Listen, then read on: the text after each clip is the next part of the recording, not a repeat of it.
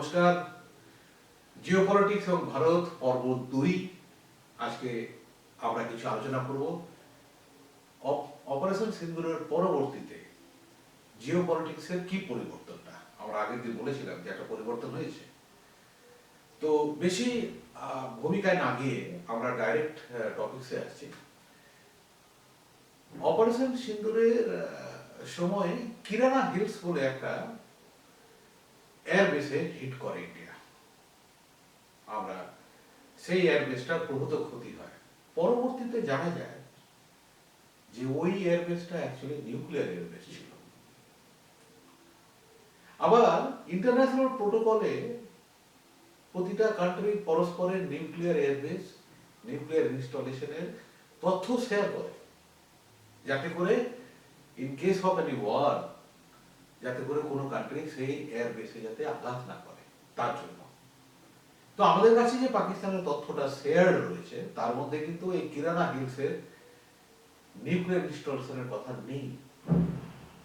তাহলে সেই নিউক্লিয়ার ইনস্টলেশনটা কার? কেননা এই হিট করার পরে হঠাৎ করে চারিদিকে গেলে রং উঠলো।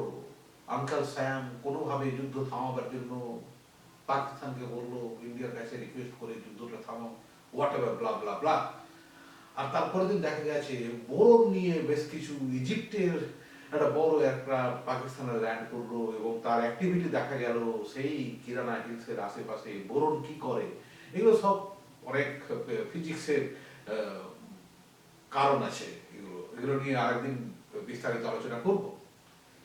তো জানা গেল যে ওখানে একটা নিউক্লিয়ার ইনস্টলেশন ছিল, কিন্তু আমাদের কাছে যে তথ্য শেয়ার হয়েছে তার মধ্যে নেই। তাহলে ওটা কার? পাকিস্তান বলছে আমাদের নয়। পরবর্তীতে দেখা গেল ওটা হচ্ছে আমেরিকা, আঙ্কাল স্যামের। এমন একটা জিনিস না না গিলতে পারছে না ওগলাতে পারছে। মানে আমেরিকা বলতেও পারছে না যে আমাদের, আবার পাকিস্তানকে বলতে পারছে না এটা পাকিস্তানের। কিন্তু ক্ষতি যাওয়ার হয়ে গেছে। ব্রহ্মোস গিয়ে একদম পুরো কাজ করে দিয়েছে। ভেতরে বাংকারের ভেতরে ঢুকে মেরেছে ব্রহ্মোস।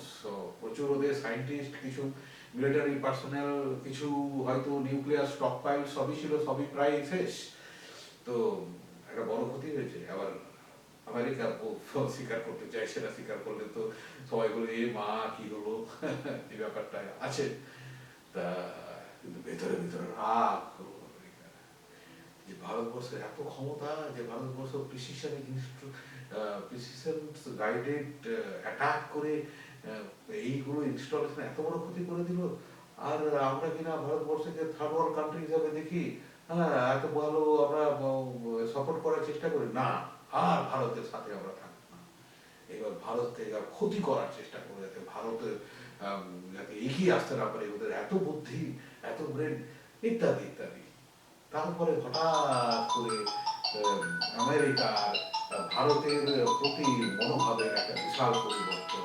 আর আমরা এখন এগোচ্ছি একটা মাল্টিপোলার জিওপলিটিক্সের দিকে, যেখানে একদিকে চায়না থাকবে, একদিকে আমেরিকা আছে, একদিকে রাশিয়া আছে, একদিকে ভারত আছে। মানে এটা কিন্তু একটা পোস্ট অপারেশন সিন্দুর একটা অদ্ভুত পরিবর্তন এনে দিয়েছে জিওপলিটিক্সে। যখন নাকি এই মুহূর্তে কেউ কারোর পার্মানেন্ট বন্ধু, কেউ কারোর পার্মানেন্ট শত্রু নয়। কেন আঙ্কাল স্যামের দাদাগিরির বোধহয় আমরা খুব শীঘ্রই পরিসমাপ্তি দেখতে পাবো। বলছি না যে আমরাই সেটা করে দেবো, কিন্তু of course there will be a balance of power. এরকম না যে সে এতদিন ধরে যা প্রভুত্ব করে চলেছিল সেটা চিরদিন থাকবে। চিরদিন কাহারও সমান নাহি যায়। নমস্কার।